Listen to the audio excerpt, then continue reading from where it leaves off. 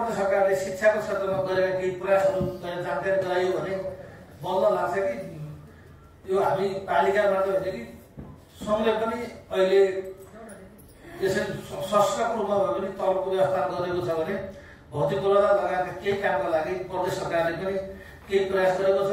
त्यो गरेको प्रयासको विषयमा म यहाँहरूमा जानकारी गराउन चाहन्छु।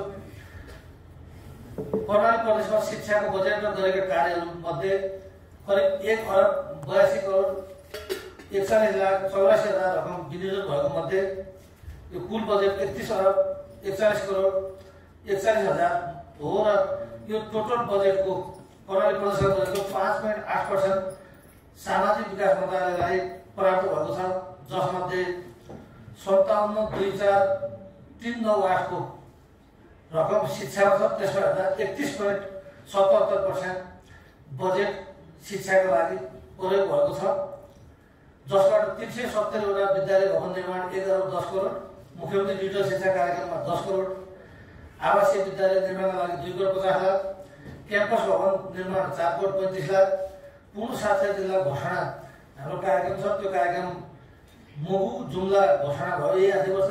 हामीले वर्ष राख्न नसक्यो भनेको कालीकोट डोल्पा हुँदा बाँकी छ।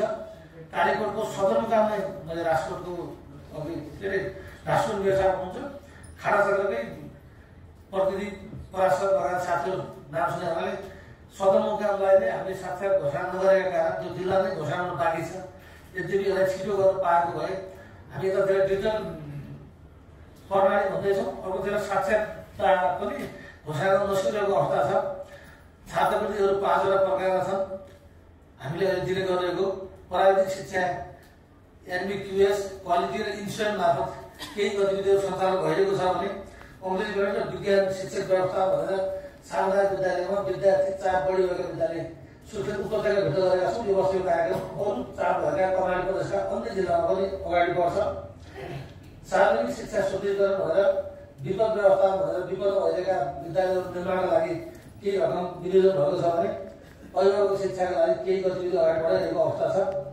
यसका लागि धेरै विकास सहायता संस्थाहरू साथ सहयोग सम्बन्ध, जसका लागि यहाँ सहभागी हुनुभएका नभएका कर्णाली प्रदेशमा इन्भेस्ट गर्ने सबै विकास सहायता संस्थाहरूप्रति सामाजिक विकास मन्त्रालयले धन्यवाद ज्ञापन गर्न चाहन्छ। तपाईँहरूको योगदानको लागि हामी कदर गर्न चाहन्छौँ।